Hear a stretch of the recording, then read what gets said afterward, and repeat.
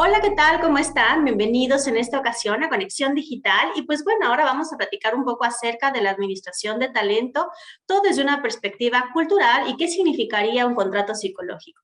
Para ello, hemos invitado a Martin Jesper Larsson. Él ya ha estado con nosotros en Conexión Digital, pero bueno, creo que hoy nos va a compartir información muy importante sobre este tema. Martin es doctor en antropología social por la Universidad de Manchester. También cuenta con una maestría en antropología social del Centro de Investigaciones y estudios superiores en antropología social. Tiene una licenciatura y máster en Derecho y también tiene una licenciatura en Historia de la Ciencia. El trabajo de Martin gira en torno a la organización de proyectos empresariales, gubernamentales y de la sociedad civil, sobre todo en Chiapas. El proyecto de investigación que desarrolla actualmente trata sobre el uso de aplicación que se dirige a entrenadores de fútbol y que suscita preguntas sobre nuevas tecnologías y la co-creación de conocimientos.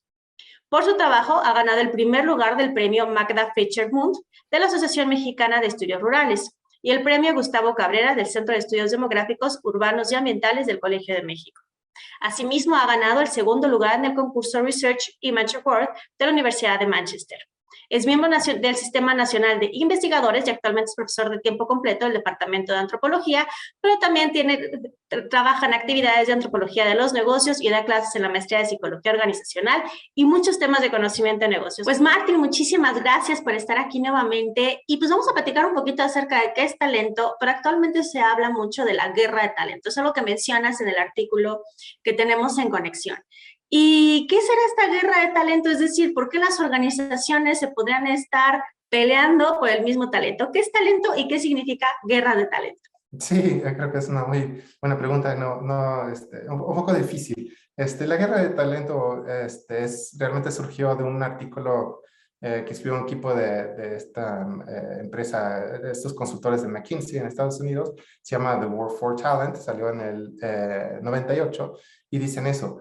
Existe un grupo reducido de personas que son talentosas y va a disminuir con el tiempo, entonces estaban previendo una guerra por el talento, ¿no?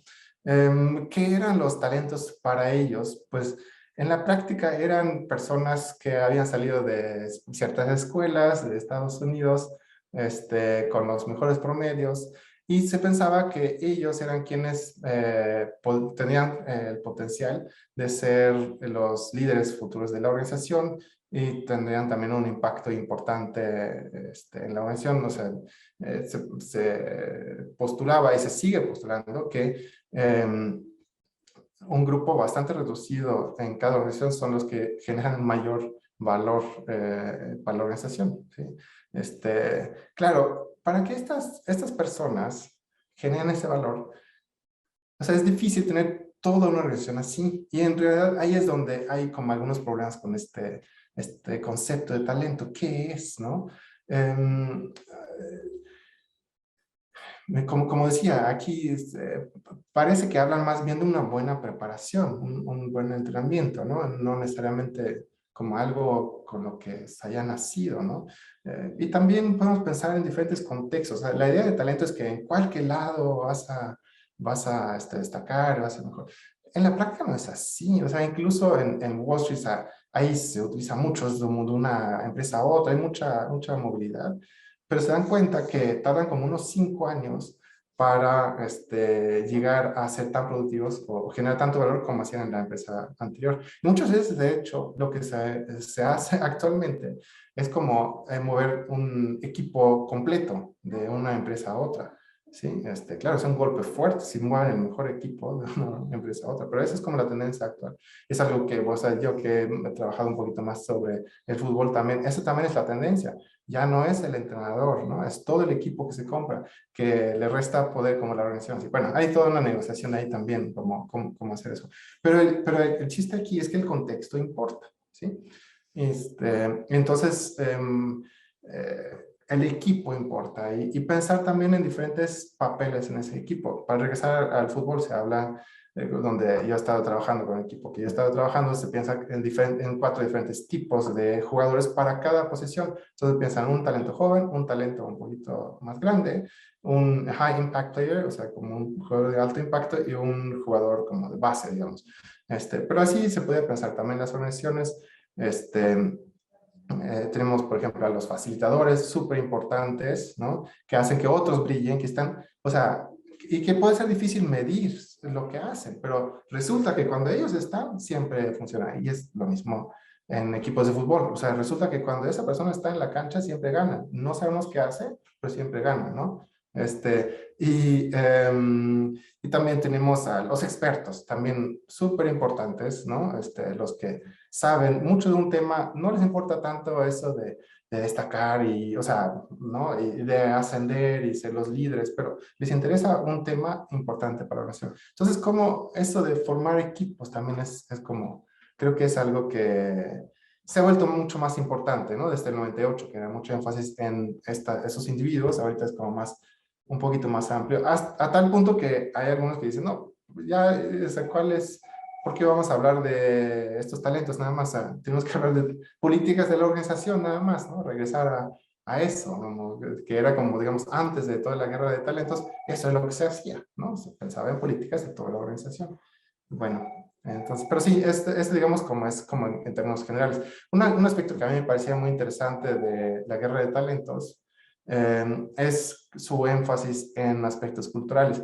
Lo que vieron en este estudio que hicieron es que lo más importante para las personas que consideraban como talentos era una cultura organizacional atractiva, posibilidad de desarrollo personal, ese tipo de cosas. O sea, creo que sí tiene que ver con ideas, pues, bueno, sobre motivación que tiene más décadas, o sea, podemos regresar incluso como a Maslow y cosas, ¿no? O sea, pero no pensar solamente en, o sea, pensar que, ok, si pago muchísimo, la gente va a estar súper feliz y va a hacer lo mejor. No es así, ¿no? Existen eso del sentido de la organización, ¿qué estamos haciendo? Estoy contribuyendo con una causa mucho mayor, no estamos cambiando el mundo con la tecnología que producimos o con los profesionistas que pasan por nuestras aulas, ¿no? O algo así.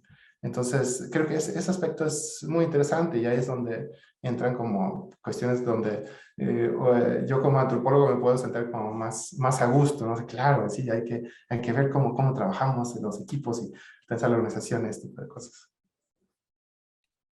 Gracias, Martín. Y justo esto que mencionas, ¿no? La importancia del contexto cultural. Yo creo que siempre hay talento, que todos tenemos algún tipo de talento y de repente se etiquetan algunas personas, es el equipo talentoso, ¿no? Y se hace una distinción. Sin embargo, yo creo que todos tenemos un talento y solamente es visible si estamos en el lugar y en el contexto adecuado. Y creo que eso tiene que ver con el contrato psicológico de vincularme, de encontrarle un sentido, de encontrarle un para qué en este programa o en la actividad que estoy desempeñando. Algo de lo que se ha hablado mucho en ese sentido es también en los talentos escondidos, ¿no? ¿Qué hacer? Una persona puede funcionar muy bien en una organización, cambia a otra y de repente no funciona. Es muy poco probable que, digamos, haya perdido su talento en el camino. O sea, no, lo que pasa es que el contexto cambió, ¿no? Entonces, ¿cómo hacemos para recrear, digamos, o mejorar ese contexto para que esa persona, o bueno, para que todas las personas puedan brillar, ¿no? Y hay diferentes tácticas que se pueden utilizar ahí, por ejemplo, que no siempre reporte a la misma persona, ¿no? Que tenga la posibilidad, que tal vez incluso cambie de área. O sea, alguien que, puede ser que alguien, aunque no haya estudiado, no sé, mercadotecnia, puede tener una inclinación natural por eso. Pues, ¿qué tal? Se puede probar un poco, mover un poco, ¿no? Para ver, de repente pueden pasar cosas interesantes, ¿no? Este, pero bueno, creo que también es importante aquí, como lo mencionaste, de lo del contrato psicológico, pensar en, o sea, el talento también tiene que ver con eso. O sea, digamos, esa percepción de talento tiene que ver con el contrato psicológico. Si yo tengo un impacto positivo en la organización y la organización no lo reconoce, hay como una ruptura de ese contrato psicológico. La idea de contrato psicológico, hay muchas definiciones, pero básicamente tiene que ver con los acuerdos como informales, lo que se espera más allá del contrato laboral. Entonces, en el contrato laboral va a hablar de, bueno, vamos a pagar tanto, tus obligaciones son estas, pero, pero el contrato psicológico entonces habla de todas las expectativas que se crean que no están establecidas en el contrato laboral, que pueden ser, por ejemplo, eso. Bueno, si tú haces un buen trabajo, te vamos a hacer, o sea, lo vamos a reconocer de alguna manera. Entonces, el talento es eso también, o sea, es una persona que es reconocida por lo que hace y va a crear este espiral positivo donde entonces, como es reconocida, va a seguir trabajando así, ¿no? ¿No? Se siente a gusto. Y lo opuesto puede pasar también. Eso es donde pueden pasar que una persona que puede tener un impacto muy positivo en la organización empieza o sea, a desaparecer, digamos, ¿no? Porque no, su esfuerzo no es reconocido, no siente a gusto, ¿no? Y se crea como un espiral negativo. No se reconoce, entonces nada más quiere cumplir con el contrato laboral, ¿no? O sea, yo nada más voy a estar aquí de tal hora a tal hora, esas son mis obligaciones, no voy a hacer nada más, no me importa. O sea, ahí es donde se rompe algo, ¿no? Es realmente, o sea, hay un movimiento también como general hacia como pensar más en el tipo de retribuciones que se puede pensar más allá del salario y más allá de cómo yo compro tus servicios. Es como, bueno, tú formas parte de este equipo. Es muy diferente esa forma de pensar, ¿no? Creo que sí hay muchas organizaciones que ya piensan así, pero hay muchas otras que no, que piensan que con solamente pagar el salario y cumplan con sus obligaciones va a estar bien. Pues no, no es suficiente, no va a ser suficiente. Oye, Martín, y ahorita que explicabas un poquito acerca de la importancia de la cultura, mi pregunta es quién, por ejemplo, luego nosotros nos creamos expectativas y no sabemos si realmente eso se va a cumplir, ¿no? Y entonces a lo Ujú. mejor ahí me siento yo decepcionada, frustrada, o bien no cumplimos con estas promesas. Nosotros hablamos mucho de conversaciones, de hecho también tenemos ahí un programa de conexión que hablamos de conversaciones, porque es necesario tener estas conversaciones. Pero en el tema de cultura, en muchas ocasiones, inclusive en las encuestas, decimos que alguien más es responsable de de la cultura, de crear la cultura. Es más, lo trasladamos al liderazgo, a la gerencia. ¿Cómo hacemos para construir una cultura en la que todos se le vea el talento? Sí, qué difícil pregunta, porque aquí entramos a este tema complejo de la cultura organizacional y cómo se ha pensado en antropología. En realidad es muy raro que se hable como de un tipo de cultura. Se habla como de diferentes aspectos de una cultura, es muy jerárquica, por ejemplo, o sea, pero como utilizan, por ejemplo, me parece Hofstede se utiliza mucho en negocios, me parece bien, ¿no? Como de entrada, en antropología en realidad no se utiliza tampoco, o sea, se entra con muchísimo más detalle. Entonces, eso de caracterizar una cultura de una forma u otra, a mí me parece difícil. Eh, Pienso que sí es mejor como pensarlo de manera un poquito más concreta, como qué actos, pero tal vez tal vez sea como una cuestión aquí nada más de conceptos, ¿no? Pero qué actos podemos hacer, ¿no? Pues, hay un libro que a mí me parece bastante bueno, o sea, si pensamos en los tres aspectos de la gestión de la cultura, que es la atracción, el desarrollo y la retención de talentos, podemos pensar en qué hacer en cada uno de estos aspectos.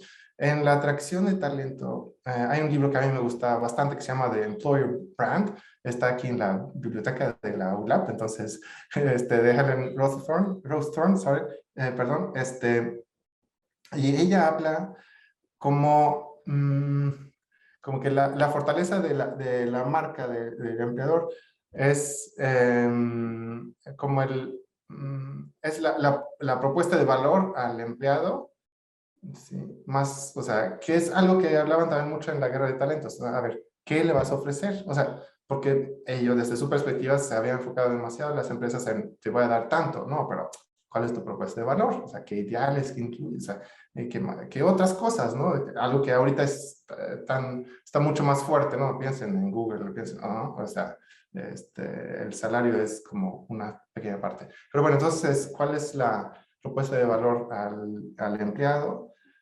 Y también como, ¿cuál es la experiencia del empleado que tiene que ver con esos contratos psicológicos, si se mantienen o no? Entonces, eso, o sea, creo que esto del contrato psicológico es más interesante que pensar como en, bueno, cultura. Si quiere llamarlo de alguna manera, no sé, como cultura de donde se respeta el contrato psicológico, no sé. ¿no? O sea, los aspectos más importantes, por lo menos, porque es difícil saber todo el tiempo cuál es cada contrato psicológico que se imagina la gente. Pero, pero sí, esa parte creo que es importante considerar, es como lo básico, pensar en qué se espera de la gente, ¿no? Y a veces sí, se tiene que como negociar eso, pero a ver, ¿cuáles son esos intercambios informales que se espera? Y cómo lo tratamos. ¿Cuáles son también, o sea, porque a veces pienso, pueden haber como ideas como bastante rígidas, que bueno, así son las reglas, así es. Bueno, esa es exactamente la diferencia entre reglas formales e informales. Y las organizaciones no solamente funcionan con reglas formales. Incluso o sea, el movimiento obrero a principios del siglo XX utilizaba eso del contrato formal como una forma de protesta. Solamente vamos a hacer lo que dice el contrato, porque nunca va a ser, sí, o sea, nunca va a ser, nunca va a cubrir todo. Y siempre la gente va a inventar cosas para, ¿no? O sea, y hace algo para mover la oración hacia adelante. Eso es como lo normal. Entonces, si pensamos que no es lo que está en el contrato laboral, estamos perdidos, ¿sí? Esta parte sí es importante en la vida de la gente. Entonces, tiene un costo también no considerar eso. ¿Cuánto cuesta el desencanto con la organización? ¿Sí? ¿Cuánto va a costar? Ok, bueno, ustedes se van con las reglas, solamente, entonces yo también. Voy a cumplir con mi horario así, voy a hacer así, no, nada de flexibilidad, nada, ¿sí? Entonces también tiene un precio para la organización. Eso creo que es importante recordar. Luego, o sea, si pensamos, entonces eso es como tiene que ver con la atracción, como la idea de la organización que tiene la gente. Eso también podemos pensar también en formas de crear como una coherencia en la mercadotecnia. No solamente pensar la mercadotecnia, por ejemplo, como algo que va hacia el consumidor. O sea, también va a ir hacia futuros empleados de la organización, por ejemplo, ¿no? Entonces, ¿qué es lo que queremos transmitir a todos? Hay muy buenos ejemplos de como comerciales, por ejemplo, que piensan mucho en valores, ¿no? Y la marca no aparece tanto. Eso es tanto para los consumidores como para los empleados actuales y futuros. O sea, ya tienen una marca fuerte. Bueno, el desarrollo de talento creo que clave ahí es como hacer un plan de desarrollo, ¿sí? Sí, ¿qué va a pasar? Como esa claridad que decía. Pero también, o sea, tener claro también las metas, como decía, o sea, pero eso forma parte de hacer un plan de desarrollo, pues saber para qué queremos hacer esto, ¿no? ¿Y qué queremos con estas personas cuando terminen? Pues, parece evidente, pero uno se sorprende cuando ve así como, pues, ¿y para qué sirve esto? O sea, bueno, y hay otra, o sea, una reflexión también sobre esto de las etiquetas que mencioné, creo que es importante. ¿Qué etiquetas vamos a utilizar?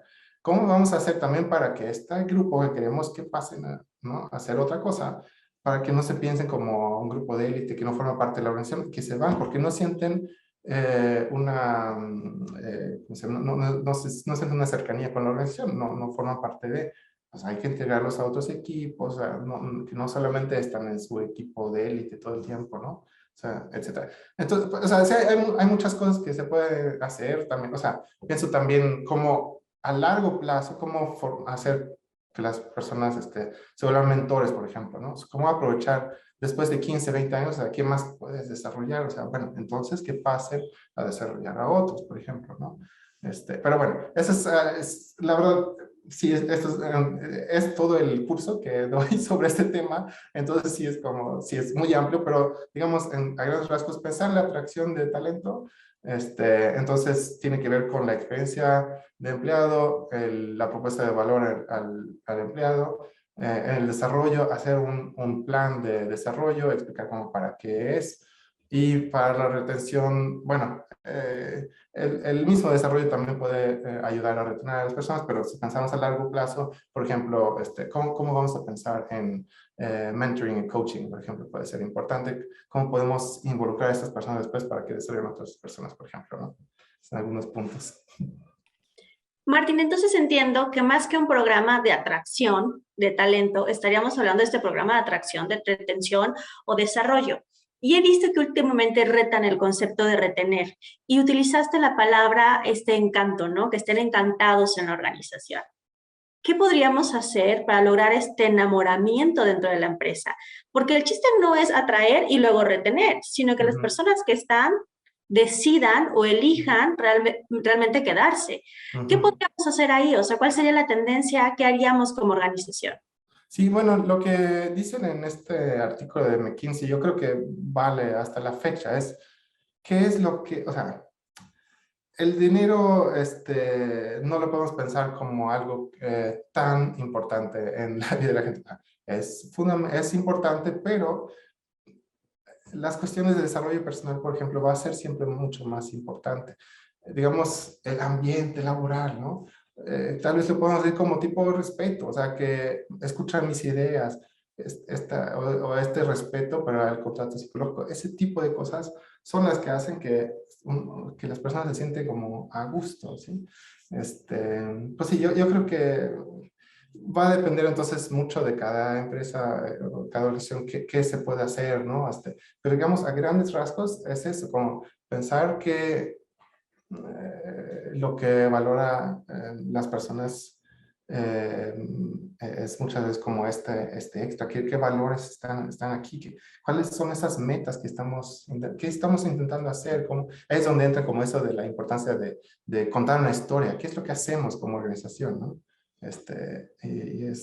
Sí, eso es como en lo que la gente como invierte, como tiene un sentido, ¿sí? Eso es también algo que se ha trabajado mucho, o pensado mucho, como porque en los años 90 se hablaba mucho de la seguridad como un factor importante. Parece que no es tan importante para que la gente mm, haga nuevas cosas, ¿no? Que sean innovadoras, o sea, más importante todavía es que tenga sentido, ¿sí? El sentido tiene que ver con los valores, ¿sí? Que promueve, o sea, ¿cuál es el proyecto aquí? ¿Qué estamos haciendo, no? O sea, para mí me parece, o sea, no es fácil como estamos en la universidad aquí, pero es un proyecto muy interesante, multifacético, ¿no? Que puede atraer a mucha gente, ¿no? O sea, educar a la próxima generación, ¿no? Es súper interesante, ¿no? Mejorar este país, pues, ¿no? Ese tipo de cosas grandes creo que mueven a la gente, ¿sí? Pero bueno, sí, como decía, o sea, no podemos fingir que no existe el salario, va a ser importante, y también como símbolo, es también como una forma también que se utiliza para que les cueste a las personas cambiar de trabajo, ¿no? Pues, ¿cuánto les va a costar, ¿no? Moverse. Pero sí, yo creo que pensar más en el sentido, ahí regresa a estas discusiones sobre la organización, cuáles son realmente los valores, misión, visión, importante, y eso se puede hacer también con procesos más amplios de lo que se suele hacer a veces, ¿no? Involucrar a más gente. Eso también es una forma de que la misma gente, o sea, dé su opinión, o sea, se sienta parte de. Es lo mismo de encuestas, este tipo de cosas. Si se hacen bien, la gente puede sentirse parte de, o grupos focales, o algo así, ¿no? Incorporar a las personas. Y eso es lo que pasa mucho en programas de talento. Se sienten como los futuros líderes, se identifican con la organización, ¿no? Y ese es el tipo de cosas que queremos hacer, pienso, ¿no? Como que la gente se identifica con estos. Eso es más amplio y no solamente es mi pequeña área, no, es toda la organización y como esta, pues sí, de sentir, de formar parte de, y se hace, pienso yo, a través de eso, como apelar a valores y también incluir concretamente en procesos donde se hablan de los valores. ¿Sí? Muchas gracias, Martín. Y la verdad es que me gustó esto que decías. El salario es un símbolo, representa algo para lograr algo más, no es algo que me sirve para algo. Y se está utilizando mucho este concepto de salario emocional. De hecho, por ahí también tenemos un artículo ahí en conexión. Y creo que para cerrar esta charla aquí contigo, es que cuando hagamos este diseño de los programas de atracción, de desarrollo de cada una de las personas, nosotros también le encontremos el sentido, desde la función de talento, desde la función de liderazgo, desde la función de compensación, de cualquiera una de nosotras de estas funciones, le encontremos un sentido para qué. No nada más es cumplir con toda mi plantilla de personal, sino identificar también que este sea un espacio para desarrollarnos y que contribuyamos a la sociedad. Creo que hoy sí nosotros vemos el sentido de cada una de nuestras funciones, entonces nuestros programas serán mucho más exitosos. ¿Cómo ves, Martín? ¿Algún mensaje final para esta charla? Sí, no, me parece muy bien. O sea, algo que también quise señalar en el artículo, que creo que también ha quedado como al margen aquí, es como también pensar más en la cultura de la organización, pero también como ubicarnos en dónde estamos. Por ejemplo, en México, que suele ser como más jerárquico, por ejemplo, las organizaciones, es como una tendencia cultural, ¿no? ¿Sí? Tiene algunas consecuencias negativas. En procesos de innovación, eso puede estancar los procesos porque la gente no se va a atrever a decir cosas, por ejemplo. Entonces, si consideramos ese contexto cultural, tal vez existen también algunos retos, ¿no? O sea, por ejemplo, si queremos trabajar en innovación en un contexto muy jerárquico, ¿cómo vamos a trabajar con las jerarquías? Por ejemplo, ¿no? Pero hay muchos ejemplos de este tipo, ¿no? Donde esta literatura sobre gestión de talentos se han enfocado muchísimo en Estados Unidos y en Europa, donde tienen otros retos, ¿sí? Son muchísimo más igualitarios, por ejemplo, que en México, por seguir con este ejemplo. Entonces, sí, que a veces este tipo de organizaciones como más jerárquicas también pueden funcionar para, o sea, si se trata de repetir lo mismo, siempre, o sea, puede funcionar súper bien, ¿no? Pero si se trata de ser innovadores, va a ser un mayor reto y ahí es donde se tiene que trabajar más y ser consciente de, bueno, es así, y no es solamente mi organización donde yo estoy aquí, así es en general, ¿no? Pero ¿cómo lo podemos trabajar aquí? Esa es como la idea también. Pero sí, yo creo que, o sea, todo este tema realmente, o sea, esto es también algo que se propuso desde The World of Talent, es como, esto es como esto es bueno tener eso como al centro de las políticas de la organización, cómo pensar en esto. Yo creo que sí, o sea, no solamente pensar en talentos, como he dicho, pensar en equipos talentosos, ¿no? Cómo encontrar los talentos escondidos, etcétera. Creo que es muy, muy importante para sacar lo mejor de la organización, las personas que están ahí. Y bueno, pues yo creo que ese sería como mi punto aquí, ¿no? Que quería como destacar también en el artículo. Pero pues muchísimas gracias por todas las preguntas, la conversación y bueno. Gracias, Martín. Y con ese mensaje nos quedamos, sacar lo mejor de nosotros mismos y que también la organización nos permita hacerlo. Independiente en el país que estemos, podemos construir una cultura, considerando también las cuestiones de esta cultura del país, pero podemos construir una cultura en la que el talento sea visible y le encontremos un sentido a nuestras actividades, a nuestras funciones. Muchísimas gracias, Martín, nuevamente por estar aquí con nosotros en Conexión Digital. Les invito a leer el artículo en la revista de Conexión de la Universidad de las Américas Puebla. Gracias por acompañarnos aquí por Facebook de la Universidad de las Américas Puebla, por TV Lab y pues bueno, nos encontramos también por Spotify y YouTube. Gracias, hasta luego.